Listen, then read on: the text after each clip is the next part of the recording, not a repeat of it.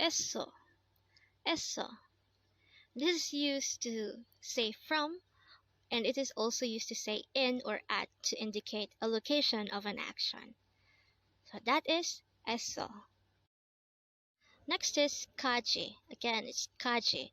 This is used to say up to or until, and it indicates the time or location where a certain action ends. So that is kaji. Next one is chalbone. Again, it's chalbone. This is an informal way of saying have a nice day. Again, chalbone.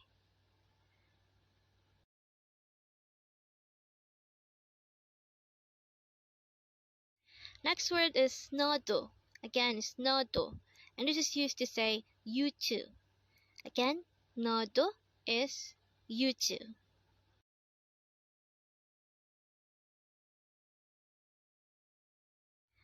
Next word is bang. Again, bang. And this is a Korean noun which means room or chamber. Again, bang means room or chamber. Next word is 죄송해요. Again, it's 죄송해요. And this is a polite way of saying I'm sorry. Again, 죄송해요 is a polite way of saying I'm sorry. Next word is 귀여운. Again, it's 귀여운. And this is used to say cute.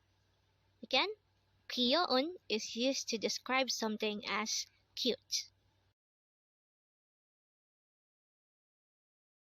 Next word is cha.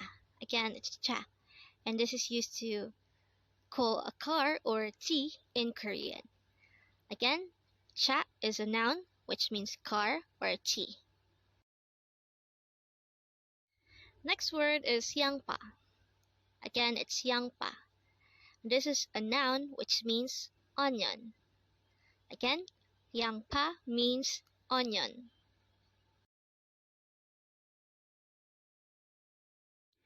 Next word is suyong. Again, it's suyong. This is a noun which means swimming. Again, suyong means swimming.